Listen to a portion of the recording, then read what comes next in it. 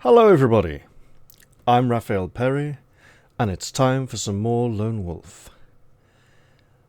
We're finally starting book 7, and for the first time in the series, and this will be a bit of an ongoing theme for the next 4 or 5 books, we come across a map which is somewhat harder to read.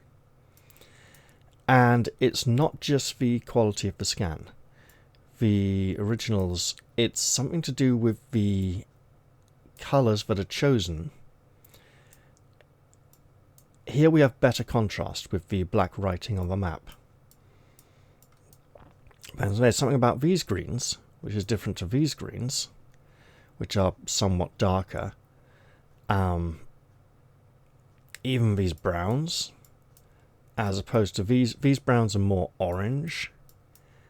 Even heading in towards yellow territory. And here the writing is placed around the dark mountains rather than on top of them, generally. Whereas here, writing is directly over terrain features. Sometimes placed, we've got the trees directly under the writing. It's the way the writing is overlaid onto the map that makes it harder to read. And something about the colour palette reminds me of the maps from the Mongoose editions, which were darker in tone than this. They were just really hard to read, unfortunately. I have not yet assigned the bonus skill for completing book 6.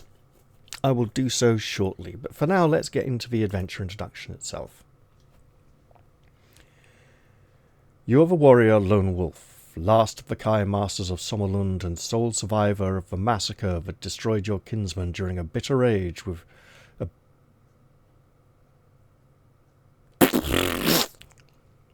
We'll try that again, shall we? You are the warrior Lone Wolf, last of the Kai masters of Sommerlund and sole survivor of the massacre that destroyed your kinsman during a bitter war with your age-old enemies, the Dark Lords of Helgadad. Many centuries have passed since Sun Eagle, the first of your kind, established the Order of the Kai. Aided by the magicians of Desi, he completed a perilous quest to find 7 crystals of power, known as the Lorestones of Nixator. With their discovery, he unlocked a wisdom and strength that lay within both the Lorestones and himself. He recorded the nature of his discoveries and his experiences in a great tome called the Book of the Magna-Kai. You have discovered this lost Kai treasure and have given a solemn pledge to restore the Kai to their former glory, ensuring the security of your land in the years to come. However, your diligent study of this ancient book has enabled you to master only 4 of the 10 Magna-Kai disciplines. To fulfill your pledge, you must complete the quest first undertaken by Sun Eagle over 1,000 years ago. By doing so successfully, you too will acquire the power and wisdom of the Magna-Kai that is held within the Lorestone's crystal forms. Much of Sun Eagle's script has faded with the passing years, and little remained to help you find the 7 Lorestones of Nixator. Guided by the few words that could still be deciphered, you set out upon a journey that took you to the war-torn city of Takaro in the hostile land of Slovia. There...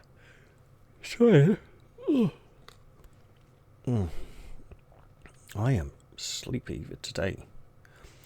There, hidden deep in the crypt of the city's cathedral, you found the first Lorestone of Veretta, and learned a new Kai discipline. As you held the crystal triumphantly in your hand, its power was transfused into your being, and the location of the second stone formed slowly in your mind. Herdos. The remote township of Herdos stands upon the shore of Lake Khor, high in the Xulun mountains of Desi. Here the elder Magi, the magicians who rule the land, helped Sun Eagle on his quest long ago. Time has turned full circle, and once more their aid is sought by a warrior of the Kai. Fate has brought you to us, Lone Wolf, intones Rimoa, speaker for the High Council of the Elder Magi, as you stand before them in the Tower of Truth at Elzian. And your fate is bound to your quest. His clear voice... Okay, clear. Not droning so much for him. His clear voice fills the great cylindrical council chamber, and the white-robed elders gather around as you respond with one voice. It is so. Gathered around you, as no Azra. I am... Look, it's 4:45 in the morning. Okay, give me a break, guys. Rimoa leads you to a circular dais, set like a deep well into the green marbled floor. Carefully he kneels and touches its liquid metal surface with his gloved hand. A current flows through the shimmering metal, and, within its mirror-like depths, a strange vision slowly takes shape. You see a black-walled fortress set upon a rocky isle. Its deep purple shadows reflecting in the dark waters of a moonlit lake. You see before you Kazan-Oud. The Lorestone of Herdos rests in this castle, deep within its accursed halls. We will take you to this fortress, Lone Wolf, but you must enter alone, for our powers hold no sway over the forces that command this terrible place. In the years that have passed since Sun Eagle first came to this land, a great evil has consumed Kazan-Oud. We lack the means to destroy this evil, but we have laboured to contain it, to prevent it from spreading beyond the Isle of Khor. Some of the bravest warriors of Magnamund have tried at our behest to defeat the power of Kazan-Oud, yet all have perished. But fate now brings us a Kai master, and our hearts rejoice, for the success of your quest will defeat the bane of Kazan-Oud and deliver us from its evil shadow. A ripple of hopeful whispers arises from the circle of elders when they hear you state that you will go to Kazan-Oud.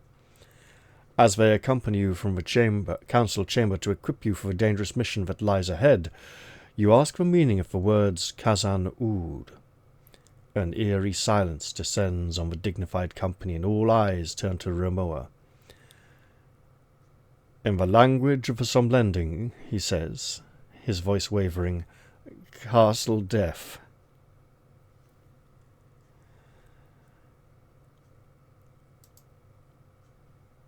Where is the island of... Kazan-Oud. There, right in the middle of the map. Good, I didn't have to look too hard for it. So we are south of Vasagonia, east of the swamps that I think are going to be Book 8. What do I remember from this book? I remember the big hand. I remember that the first choice at the end of section 1 is a left or right or east or west, no information at all, blind choice, and feels really important. I remember some things that maybe from book 7, 8 or 9.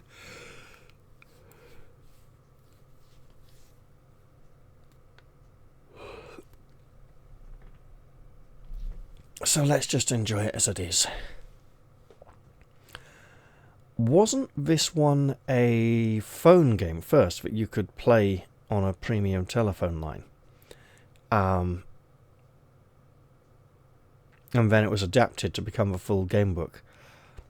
I seem to remember, because there were some Fighting Fantasy phone games, and I think there was a Lone Wolf phone game as well, and I think this may have been it. I'm not entirely certain, however. Now, we have gained a new discipline. Let us look at our choices, because obviously we want to look at law circles as well. So this is book 7. So we finish book 6, we will get 1. And then we get 7, 8, 9, 10, 11. So we can have 6 of these, in addition to the 3 we already have. So we can have 9 by book 12. So we cannot have everything.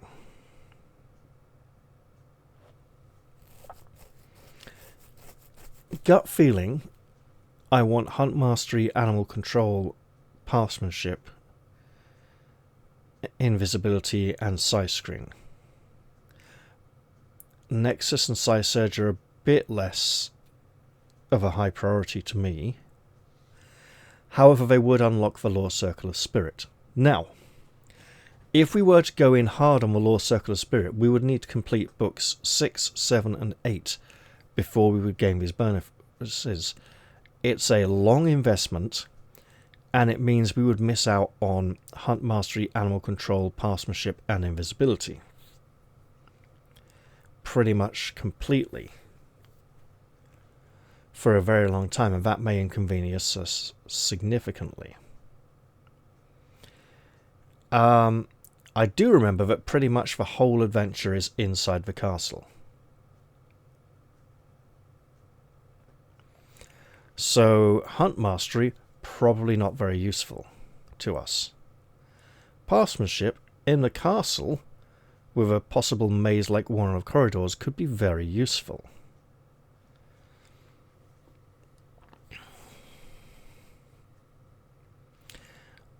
I think I want Animal Control for Book 8, and either Hunt Mastery or Pathsmanship, probably Pathsmanship to be honest, actually. And for Book 9, I think I want Sight Screen, if not before. However, Hunt Mastery features in 2 Lore Circles, and would get me the Lore Circle of Fire straight away, and would bring me significantly closer to the Circle of Solaris. And they would add up to 2 combat skill and 5 endurance points, as opposed to the 3 combat skill and 3 endurance points from the Lore Circle of Spirit. So if I were to take Hunt Mastery right now, that would get me 1 combat skill and 2 endurance points. I could also take Animal Control, which would get me 3 endurance points, and our combat skill is relatively high. So we could stand to bolster up our endurance points first, which honestly are fairly low, considering we rolled like a 2 to start with at the beginning of the series. And Animal Control may be of use. I'm not sure if the big hand counts as an animal. There may be some creatures in the castle that count as animals, but overall, it's an ability I don't think we're going to need that much at this point. That being said, Hunt Mastery feels like it would be really useful. Now, improved disciplines. As you rise through the higher levels of Magna Kai training, you will find that some of your skills will steadily improve. If you're a Kai Master that has reached the rank of Primate, you will now benefit from improvements to the following Magna Kai disciplines. Animal Control. Primates with this Magna Kai discipline are able to repel an animal that is intent on harming them by blocking its sense of taste and smell. The level of success is dependent on the size and ferocity of the animal. We already have Curing. Primates with this skill have the ability to delay the effects of poisons, including venoms that they may come into contact with. Although a Kai primate with this skill is not able to neutralize poison, he is able to slow its effect, giving him more time to find an antidote or cure. Hunt Mastery. Primates of this skill have a greatly increased agility and are able to climb without the use of climbing aids such as ropes. That would be quite useful. It would allow us to leave our rope behind and carry other items. Psi Surge. Primates of this Magna Kai discipline of Psi Surge will, by concentrating their psychic powers upon an object, be able to set up vibrations that may lead to the disruption or destruction of the object. That sounds more like Nexus, which is Mind Over Matter. That's weird. Nexus. Primates with the skill of Nexus will be able to offer a far greater resistance than before to the effects of noxious gases and fumes. This obviously pushes me towards choosing these abilities, of which I have one already. The increased agility from Hunt Mastery could be very good. However, if I take Pathsmanship this time, I'm delaying the completion of the Circle of Fire. I don't need the combat skill. So then I would be taking Hunt Mastery for book 8 and not having animal control. So I think I'd be taking Hunt Mastery in book 9. Which is a long game payoff, isn't it?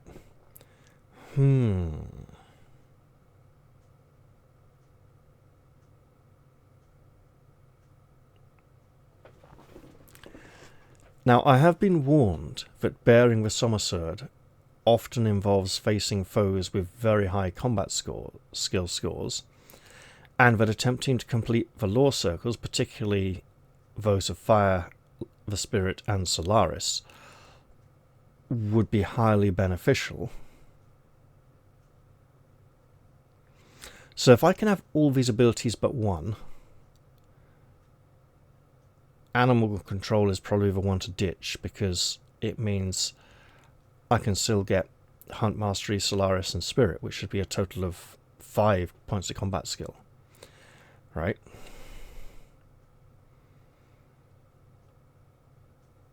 And the Circle of Spirit is huge, but it's probably the one I'm not going to get, because I'm not that fussed about using the power of my mind to batter my opponents into submission, because that feels rather dishonourable, whereas the others feel more honourable and useful.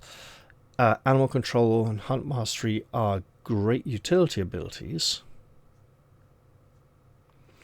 If I did take Hunt Mastery now, it would tie into 2 circles and complete one.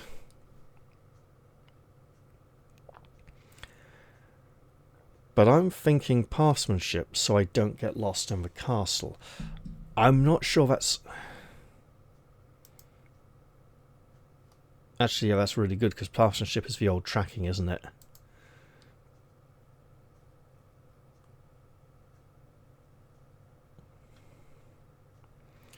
Read footprints and tracks. Yeah. Okay, we'll go with that.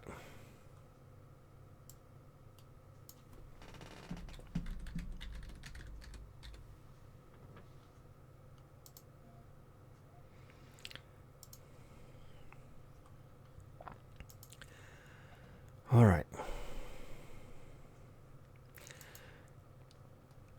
Before leaving Elzian on your quest for the Lorestone of Herdos, the Elder Magi give you a map of their land and a pouch of gold. Do we map?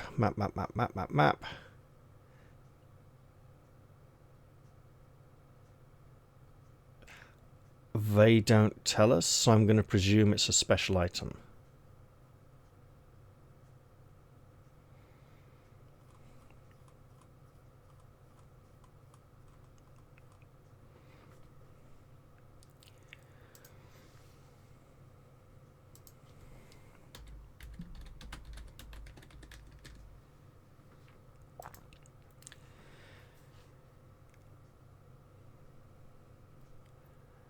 Yes, the Elder Magi give you a map of their land and a pouch of gold.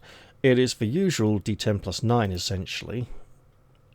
But it's a D10 with the 10 counting as nothing instead of double digits. 5. We have 15 gold crowns.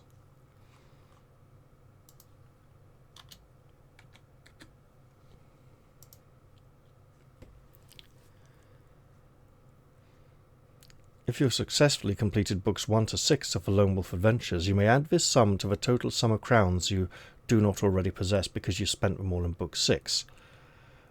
You can carry a maximum of only 50 crowns, but additional crowns may be left in safekeeping at your Kai Monastery. I believe this is the first mention of being allowed to leave things at the Kai Monastery. I've looked through the rules section of this book, and I haven't seen anything about being allowed to leave items at the monastery yet. The Elder Magi offer you a choice of equipment to aid you on your perilous quest. You can take 5 items from the list below, again adding to these, if necessary, any you may already possess. However, remember you can carry a maximum of 2 weapons and 8 backpack items. Because I was hunting for the information that said I can store things at the Kai Monastery, I looked at the errata for this book and saw something about the Somersword being stolen or handled by another character. And the fact that in the Lone Wolf Fan Club magazine there was an explanation that because that other character did not wield the sword as a weapon, it did not use its power and continued to remain viable and pure. So it might be worth taking a backup weapon beyond just the Dagger of Vashna. So we have a sword. Yeah, 2 swords, a dagger and a bow. Why not really over-encumber yourself? A bow, a quiver of arrows. You know what? I will take those because we are down to 2 arrows.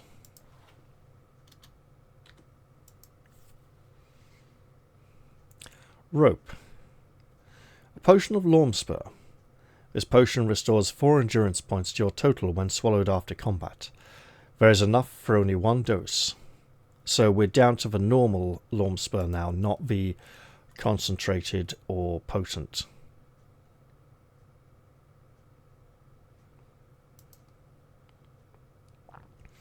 A mace. We'll take a mace as a backup weapon because it's relatively short. Hafted weapons tend to be shorter than swords. 3 meals. Each meal takes up 1 space in your backpack. A dagger and 3 fire seeds, which are special items. I believe they count as 1 choice from the list. However, if they do not, I've taken the quiver of arrows. I've taken, which counts as 1 item. I've taken the mace. That counts as 1, and 3 fire seeds could count as 3 more. When thrown against a hard surface, these fire seeds explode and burn fiercely. I will absolutely take those.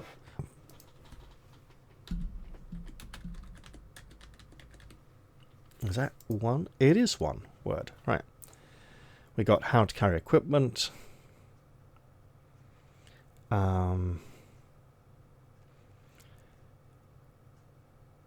Capital letters instead of bold for items.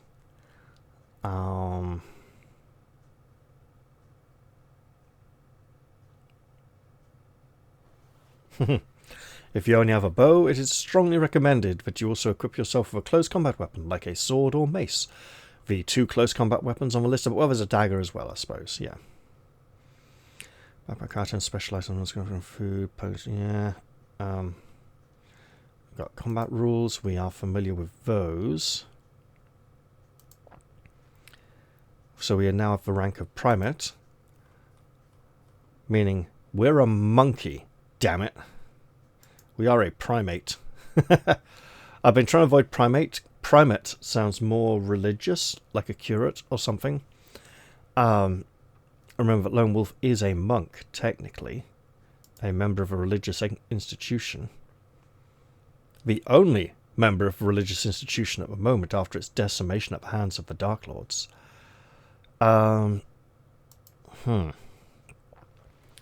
Your quest for the Lorestone of Herdos will be fraught with danger, for the fortress of Kazan-Oud has a dark and sinister reputation for being the ruin of many a brave adventurer. Make notes as you progress through the story. They will be of great help in this and future adventures. Many things that you find will help you during your adventure. Some special items will be of use in future Lone Wolf adventures, and others may be red herrings of no real use at all, so be selective in what you decide to keep. Choose your Magnakai disciplines of care for a wise choice. And okay, so that's the default stuff there. May the spirit of your ancestors guide you on the path of the Magnakai. Good luck. And we're going to come to section 1 with the end of section 1 choice. Yeah, we got no idea. I'll just have to Fighting Fantasy rule it. The hours leading up to your adventure from Elzian are spent checking and double-checking your equipment and provisions, but no matter how hard you try to concentrate on these preparations, your mind is constantly invaded by the shadowy image of Kazan-Oud, an image identical to the vision that appeared the previous evening in the well of the council chamber. You are filled with a deep dread as you contemplate the probable site of your own grave. However, coupled with this terrible sense of foreboding is a far greater and irresistible desire to discover the Lorestone of Herdos. Shortly before dawn, your thoughts are disturbed by a knock at the door of your chamber. It is Rimowa. The time has come for your mission to begin. You follow him through halls and galleries to a rooftop platform nestling among the crimson towers of the Temple of Truth. Here you are greeted by a young man. He is tall and dark-skinned, with plaited flaxen hair and sharp cat-like eyes. It's Paido! He wears the gold and scarlet tunic of a vaqueros, a warrior magician of Desi. "Hail, Paido," says Rimowa, bowing to this proud young man. I believe Paido escorts us and accompanies us for most of our adventure in Book 8. I've only played Book 7 once, and I remember Paido quite strongly. And we need to ensure he survives that journey. I'm not sure he's with us all the way, but anyway. "Hail, my Lord Rimowa," he says. He replies respectfully. "We are ready to sail." The first rays of the dawn light shimmer along the golden hull of a magnificent skyship that hovers above the rooftop platform. As the hum of its powerful engines rise, you thank Rimowa and bid him farewell before following Lord Paido to the boarding ladder at the edge of the platform. Once safely on board, the skyship rises into the chill dawn air, and Lord Rimowa and the Tower of Truth sink swiftly beneath its golden keel. You look down with growing fascination as the sleek bat-winged craft passes over the circling waters of the Elzian Canal and speeds northward above the jungle of central Desi, where I think we'll be in Book 8. As the grey chasm of Gorgoron looms into view, splitting the emerald green land like a deep and terrible wound, Lord Paido joins you at the rail. Time passes in conversation, and you learn much about the people of this untamed land and their history. You learn that the Elder Magi are all that remain of a race of great magicians who ruled central Magnamund many thousands of years ago. They were wise and powerful, and their leadership was great until their numbers were decimated by a plague that swept across the world. Those who survived sought refuge in Desi, and have lived here in the mountains and the jungle ever since. The vaqueros are native soldiers of Desi who have been taught the art of battle magic by the Elder Magi to help them defend the northern border against invasion by the warlike Vasagonians. When you tell Lord Paido of your own past battles with the desert warriors, you sense a sadness within him. "How I wish my brother Kazin was here with us now," he says, staring thoughtfully towards the distant horizon. "He could tell many a brave tale of the great desert wars." You ask what has become of his brother. There is a long pause before he replies solemnly, "Kazan-Oud." The land of Desi is now spread out beneath you like a gigantic map. To the northwest, you can see the foothills of the Carcos Range and the faint ribbon-like glimmer that is the River Doi. To the east, a bank of grey storm clouds advances unchecked across a sea of jungle vegetation. Shortly before noon, you sight your destination. The low-domed buildings of Herdos appear on the horizon, followed by the waters of Lake Khor and a blackened finger of rock upon which sits Kazan-Oud. Even at this great distance, the awesome sight of the terrible fortress sends a chill along your spine. Lord Paido orders his crew to prepare for landing, and within the hour the great skyship is casting its shadow upon the flagstones of the plaza of Herdos. You are welcomed by Lord Argan, Elder of Herdos, and a detachment of his vaqueros guards. They escort you through the streets of the ancient town, past the tiny stone-walled dwellings of fishermen and miners, to a quay where a glass-domed tower, several stories high, commands access to the busy harbour. As you enter the tower, you notice that the glass dome radiates a greenish light that, in spite of the blinding glare of the midday sun, can be seen quite clearly. Later, as the sun sinks slowly behind the peaks of the mountains, the light emanating from the tower becomes more visible, covering Lake Khor with an umbrella of ghostly luminescence. Lord Ardan explains. This tower, together with 5 others that encircle the lake, generates a shield of magical energy that imprisons the evil of Kazan-Oud. No creature, living or dead, can enter or leave the castle of Khor so long as our shield remains intact. We dare not lower our guard, and to allow you to land on the island, we have devised a means by which you may pass through the shield unharmed. He takes a gem the size of a small apple from the pocket of his silken robes and places it in your hand. It is a dull, translucent red, but within its core, a swirling mist of glittering sparks flickers with gold and silver fire. It is a power key. Guard it well, for so long as you possess it, you may fulfill your quest. Lose it, and you will never escape from the Isle of Khor. Mark the power key on your action chart as a special item which you carry in the pocket of your tunic. That's an oddly specific location.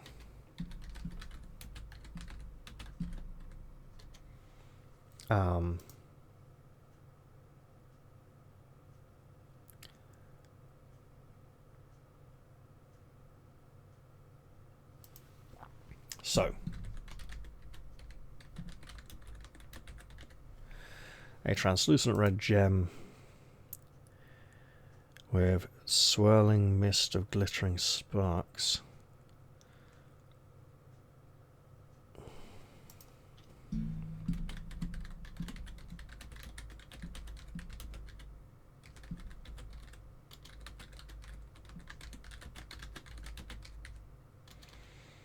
Held in the pocket of Lone Wolf's tunic.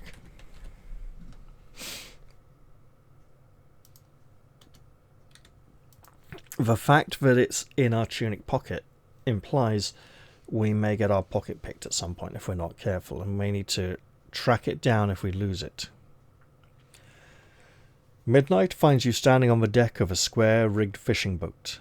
The sighing night wind and the creaking of rope and timber are the only sounds that accompany you across the black waters of Lake Khor. You arrive at a wall of shimmering green light, the power shield. The vaqueros whisper their goodbyes, and you paddle through the wall, drawing closer with every stroke to the sinister island fortress. 200 yards from the glistening black shoreline, you note 2 places where you can make a landing.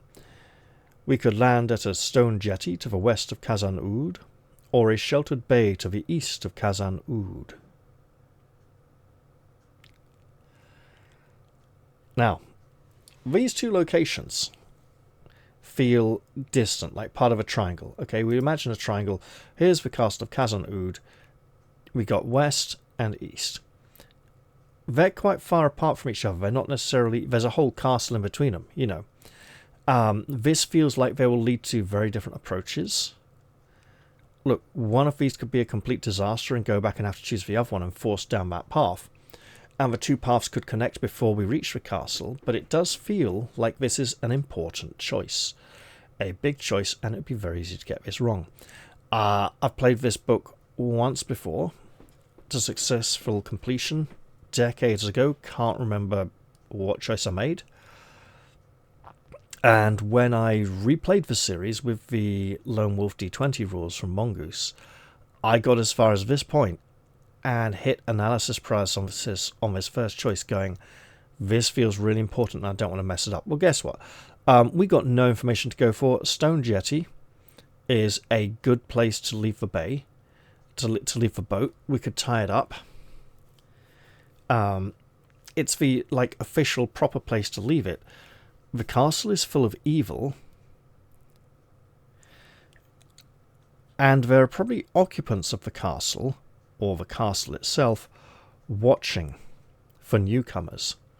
It would be a very obvious place to be seen. The sheltered bay to the east, well, it's Fighting Fantasy rules, so it's east as well, because we're given an east and west choice, so we go east first. But the sheltered bay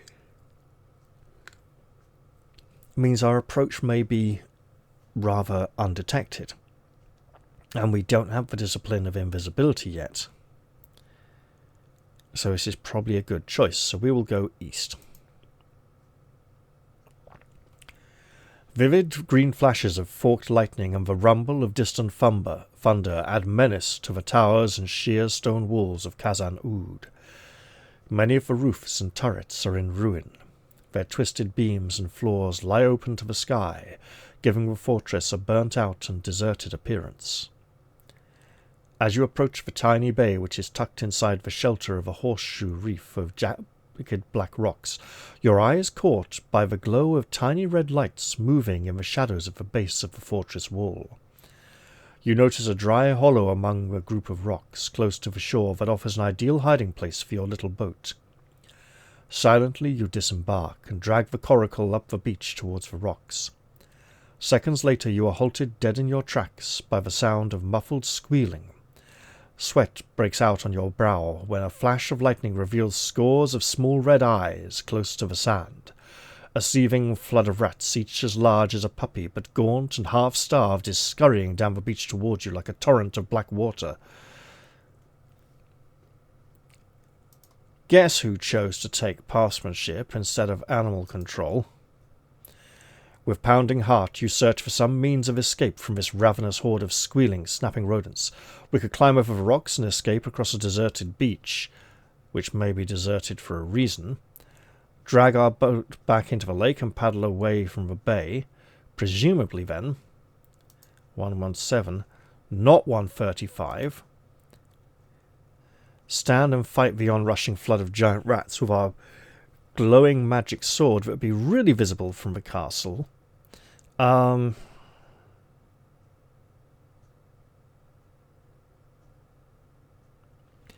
Would the rats gnaw up the boat so that we couldn't get away from here anyway?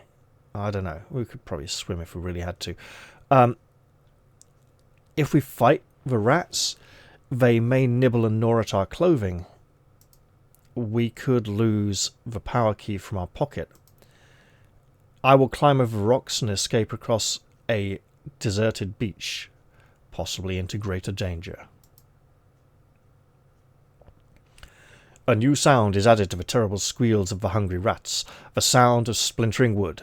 In less than a minute your small boat is completely devoured, leaving no trace of it ever having existed. The jagged rocks cut into your hands and knees, but you are oblivious to the pain as you clamber across them to the beach beyond. You set off at a run, but the fine black sand closes around your ankles and your legs ache violently with every desperate step. A glance over your shoulder warns you that the pack is gaining ground rapidly. They will be on you before you reach the rocky base of Kazan-Oud. Then suddenly the squealing stops. The black tide is halted at the edge of the beach. Their white teeth snap on empty air, and hungry eyes watch your every movement. But every single one of them is rooted to the rocks. As you turn to make your escape, you wonder why the rats no longer pursue you. Less than 10 feet ahead lies the horrific answer to your question. A great toad-like face stares unblinking into your eyes as it emerges from the shadows to bask in the green light that illuminates the beach. And this does look like a familiar picture, and that's a really long body going back. Its body, pale and bloated like a huge fat worm, slithers into view, and you shudder at the sight of the open sores that disfigure its skin. A ghastly noise echoes from deep within its open mouth, and it rears up to attack you with a razor-sharp tongue. Due to the surprise of its attack, you cannot make use of a bow. We can evade after 2 rounds of combat. We do not have the discipline of invisibility. The Zagothal has a combat skill of 29 and an endurance of 28. What a beginning to a book.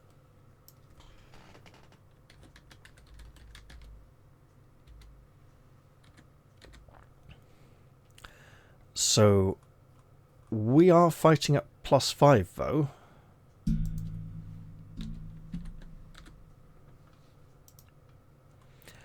I think we're going to have to tough it out and hope that if we slay this thing, then the rats will not. You know, they'll scatter and run and go, he's really hard, we shouldn't fight him. if they decide that as soon as it's dead they can come finish us off, that is not a good sign. So, the horrific creature is upon us. We are in the +5 column, which is not entirely bad. So, let's roll away. A 1. So, Lone Wolf suffers 4 damage, and the enemy 6. This drops us down. Because we have curing and a potent Lawnspur potion, we can theoretically take this. New round. A 10. Okay. Lone Wolf inflicts 18 damage on the Zagothal, reducing it to 4 endurance points. This would be a pretty lethal fight if we did not have the magic helmet and a shield and a magic sword. And it inflicts no damage on us. And for the last round we roll a 6. We suffer 1 more point of endurance before finishing it off.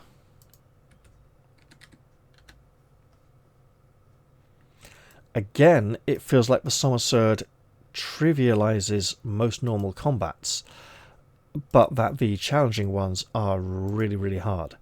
This would be a hard fight if we didn't have it, so we would have probably been wanting to make other decisions. The loss of the boat feels important, but I think once we are victorious, we don't need to worry. I think getting off the island is not part of the adventure. Unless there's one lot. I think picking up the Lorestone is end of adventure, right? And that we might lose the power key at some point during our adventure, and that we will need to recover it, and that it will be impossible to actually reach the end without it, just so that we can't get an ending where we have the Lorestone and are just stuck on the island to starve to death forever. Probably because once we gain the Lorestone, the people on the mainland know and can lower the magical barriers. But anyway, we did emerge victorious from this struggle. The hideous creature lets out a deafening cry as you strike your final blow. It crashes to the ground, displacing a ton of sand as its massive bulk settles on the beach. Attached to a heavy black chain around its loathsome midriff is a gold key. We will take the gold key, which is a special item.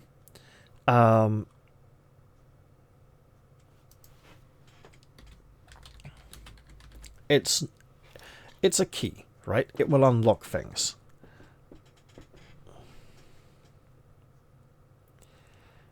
I don't think it's like the magical gem, the Vordak gem or Helgast gem, whatever it was.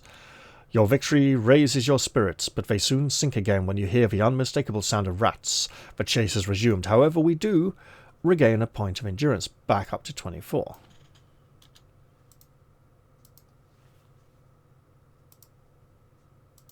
Game. There we go. Here we go. The frenzied squeal of the rats fills your ears as you force your aching legs to propel you across the beach. Beyond an outcrop of pitted stone, a stream cascades down the sheer rock wall, cutting a deep gully across the beach as it flows into the lake. Spanning this gully is a natural bridge of stone. Its centre is very thin and narrow, and as you near the bridge, you fear it is too thin to support your weight. We do have the discipline of divination. And I don't need divination to know that as a mass pack of rats tries to cross the bridge, a load of them are going to go falling off the sides. However, running, healing, divination, healing puts us back on 26. You sense if a bridge is strong enough to support your weight, so long as it is not subjected to any sudden or violent shock.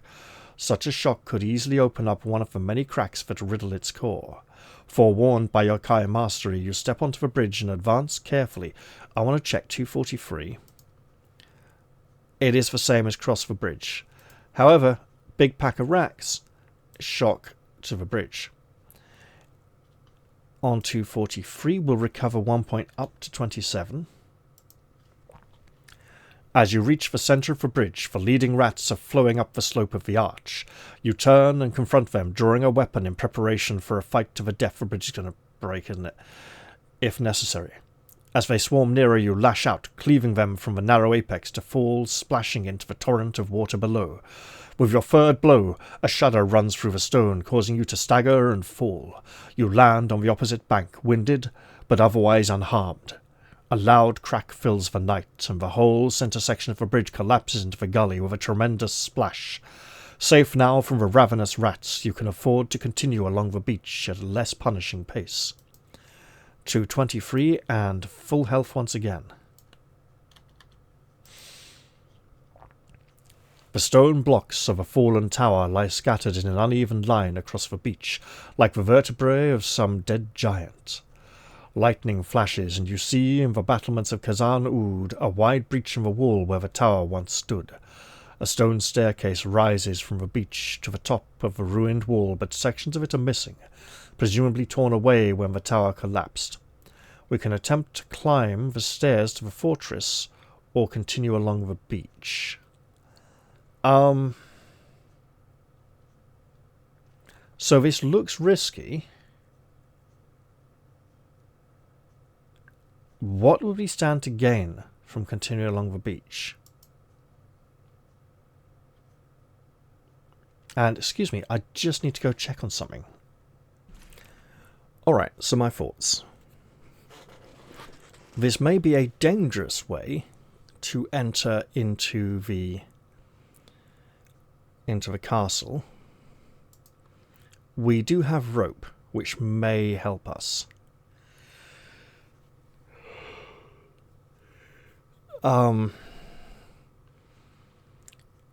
It may be wise to try and get into the castle as soon as possible. If we continue along the beach, we may find something outside the castle that is a very important item, and then discover there's no other way in and we have to come back here.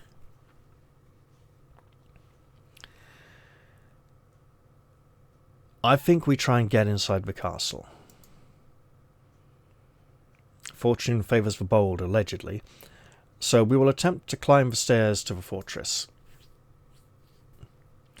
To begin with, the shattered steps and hollows pose no problems that your agility and skill cannot overcome. However, as you are nearing the top of the stairs, you suddenly find yourself staring into a yawning void. The steps have been sheared away, leaving a gap over 20 feet wide. We do not have the discipline of Nexus, but we do have some rope. And I presume if we did not, we would reasonably go back down to the beach and try another way. You tie a loop in one end of a rope and scan the opposite side for a secure target. A spur of stone near the centre of the shattered staircase looks promising, and you aim for that. On your second attempt, the rope finds its mark and tightens around the stone. You waste no time crossing the gap, and within minutes you are safely across and climbing the few remaining stairs to the breached fortress wall.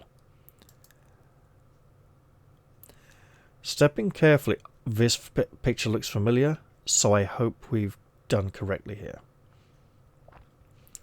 Stepping carefully through the slime-smeared rubble, you stop for a moment to catch your breath and survey the shattered keep of Kazan-Oud. It is a desolate sight. Only stone buildings remain intact, and everything is covered with creepers and mildew. A great fire must have ravaged the inner fortress to have resulted in such total devastation. In the centre of the keep stands the great hall, still an imposing stronghold and made all the more frightening by the constant flash of green lightning. Beyond its burnt and fungus-covered wooden door, twisted tree forms with sharp, barbed thorns sprawl across the cracked flagstones like coils of steel wire. You're about to enter when a movement in the air around your head arrests you. A shape is taking form in the doorway. A shadowy figure with flaming red eyes. An icy chill grips your heart as it sweeps past you with a swirling rush of wind. You spin around to see it hovering in the sky, its shadowy hand now gripping a great spiked ball and chain. It shrieks an unearthly cry, and the ball whistles down towards your unprotected face. The helmet we wear protects our... has cheek guards and maybe a bit of a nose guard, but is quite open-faced. It's less of a sort of Greek hoplite helm that conceals a lot of the face, and more like a Norse spang helm where we get a bit of protection on the sides, whereas a Greek helm would cover a lot more. We do not have the discipline of size screen, which is unfortunate. You must prepare to defend yourself. Why, is it an illusion or something? For there is no time to evade this sudden attack. Owing to the speed of the attack, deduct 3 points from your combat skill for the first 3 rounds of combat, unless you have the Magna Chi discipline of Hunt Mastery, which we do not have.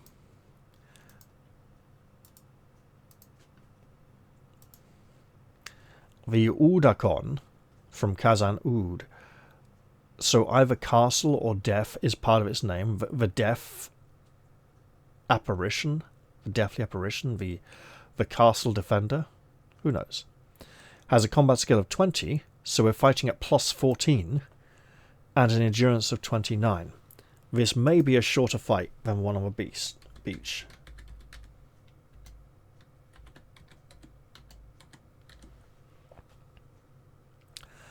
But we're only fighting at plus 11 in the first round, meaning we're still in the plus 9 column. Oh no, different column.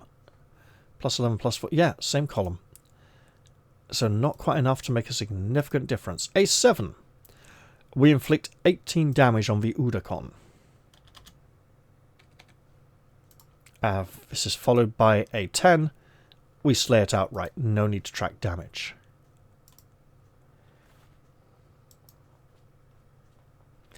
I kind of want to just sneakily... An illusion. Yeah, okay. I suspected it might be the case.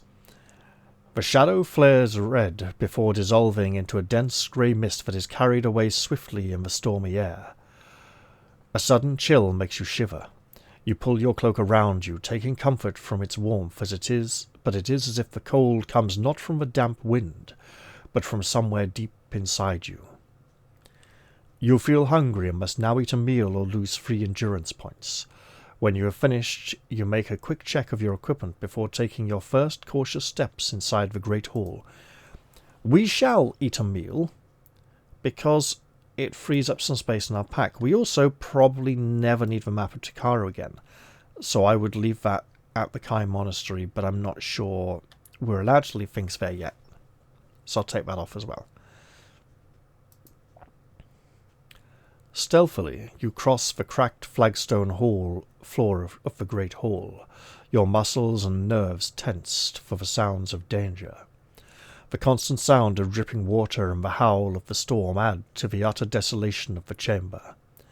A thorny jungle of briars climbs the walls with greedy claws, coiling around the rotten frames of paintings and weaving through damp and mouldering tapestries. Suspended above the fireplace is a great Anarian broadsword, its pitted steel blade pointing to one side. Your eyes travel along the blade to the shadows of the fireplace, and you notice something lying in the grate. Moving nearer, you see that it is the body of a dead man. Behind it is a panel wedged open by the corpse, and peering into the gloomy opening, you can just make out some stairs disappearing down into the darkness. First off, that's a great picture. You know, a wonderful piece of typical Gary Chalk art.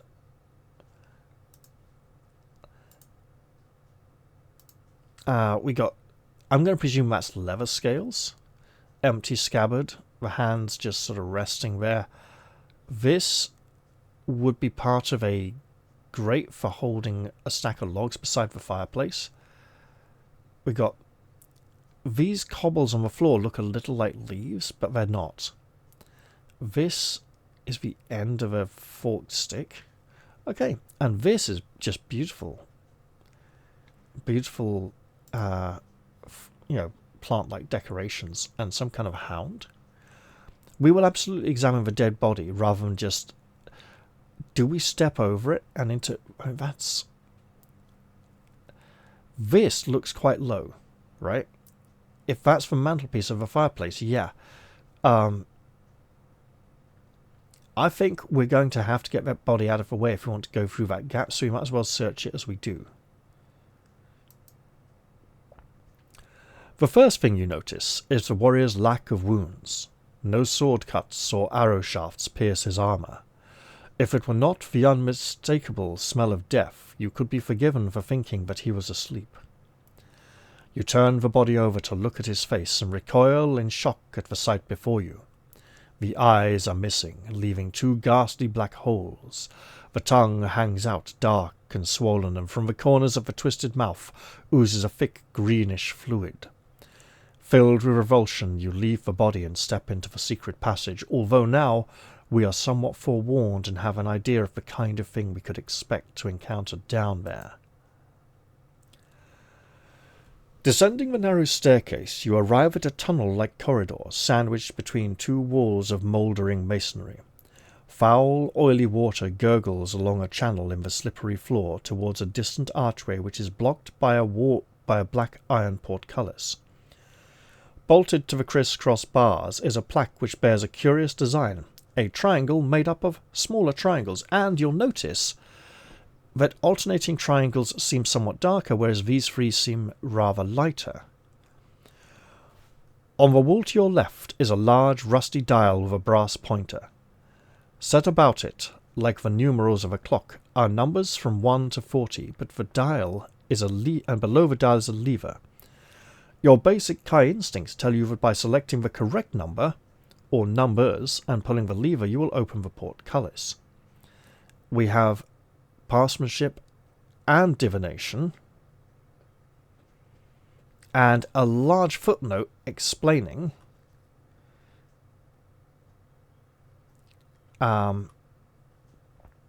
so I will make a note of 11 in case we are not directed back. Oh look, we can just, it was for Udicon's remaining endurance score. So Parsemanship, using your, and this isn't a we have to use Parsemanship instead of Divination.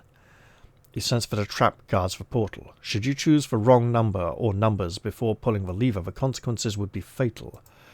213, 329, okay.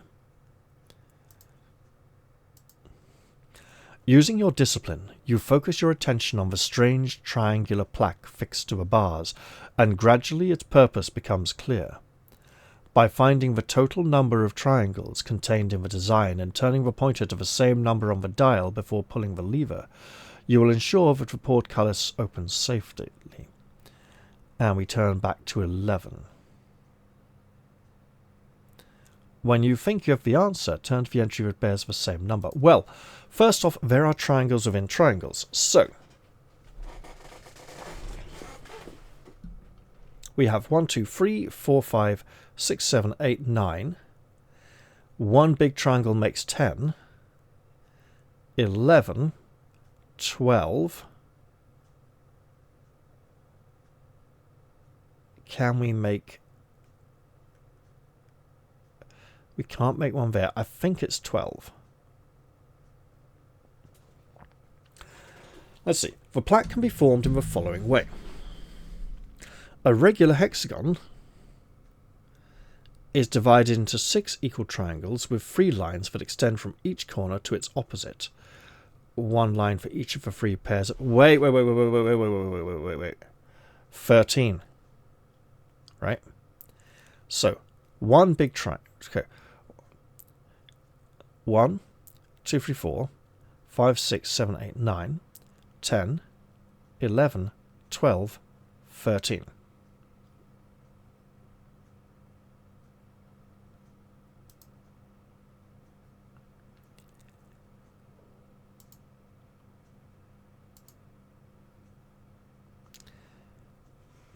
This section is the correct answer for the dial problem in section 306. The shriek of metal on metal reverberates along the tunnel as great iron cogs grind into action. Slowly the portcullis rises into the roof.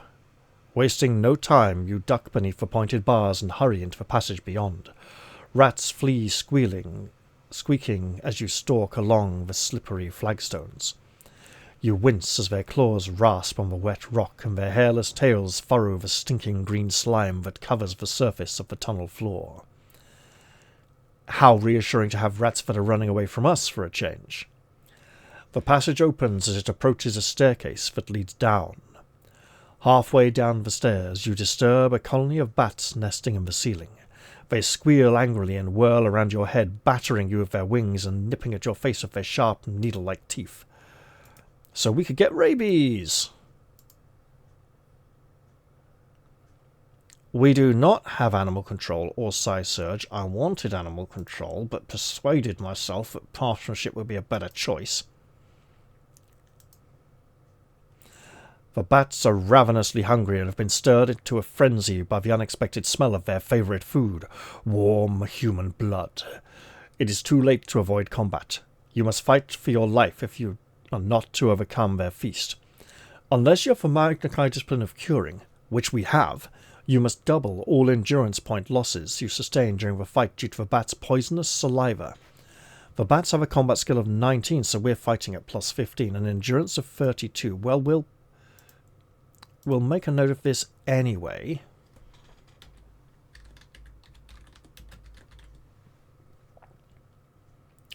Small aim bats. And we'll roll 4. Lone Wolf loses 2 endurance, the bats lose 12.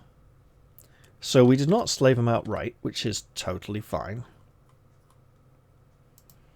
And we'll have to wait 4 sections to get back to full health. We roll again and get a 9. Enemy killed outright. We have slain the many bats, battering them with the flat of our sword, slashing them with its edges, stunning them with its glorious golden glow, although it tends to glow only in the presence of powerful undead. As the few remaining survivors whirl away into the darkness, you sheath your weapon and kick aside the torn bodies of those who fell to your deadly blows. A stone room awaits you at the bottom of the stairs, featureless and bare except for a weapons rack hanging on the wall in the far corner. It holds a spear and a broadsword, both in remarkably fine condition. That reminds me, was the broadsword over mantelpiece in the previous section one that we could take?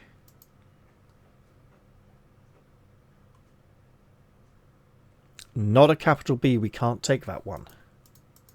But this one we could. If we wanted to put weapon mastery to good use. So we're being presented with a broad selection of weapons.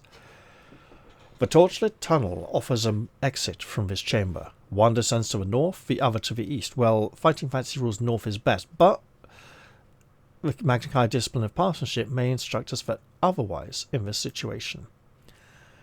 Covering the floor of the north tunnel are myriad tiny animal tracks, rats, mice, worms and snakes. Denizens common to every subterranean lair have all left their mark upon the grime-encrusted flagstones, but the east tunnel bears no such markings. There the ground is smooth and undisturbed. Not even a film of dust discolours the grey stone floor. Your senses warn you that this tunnel is more than it seems. Yeah, gelatinous cube anyone? Let's go north. The tunnel descends to a vast, cavernous hall. Spirals of yellow smoke rise up on either side of a narrow stone walkway that leads to its centre. There it meets another path running from east to west. Cautiously you advance along the walkway, your stomach unsettled by the stench of the sulphurous smoke and the sight of the dark yawning void on either side. Speaking of which, 1, 2 sections since the fight. 3 sections since the fight. So we'll go back to 27.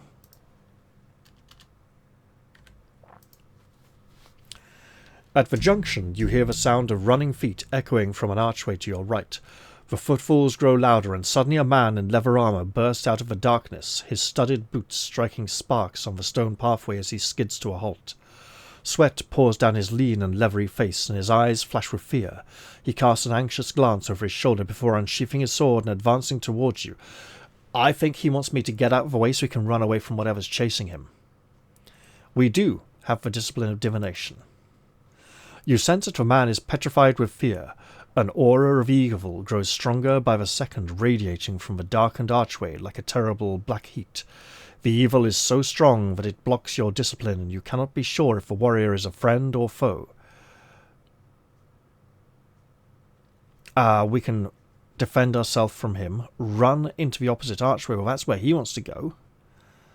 Fire an arrow at him. We're not going to waste an arrow. There's something evil coming. Do we run away or face it? I don't know. And you know what? I think I'm going to leave that decision to a future episode. So I am going to end this one here. I'm inclined to face the evil thing, but I'm not entirely certain. I might change my mind over the next few days. I hope you've all enjoyed this episode, even though I was really quite sleepy at the beginning of it. Kind of got my second wind now, bizarrely. And I'll look forward to seeing you all in the next one. I'll say goodbye for now, though, and cheerio, everyone. See you all soon.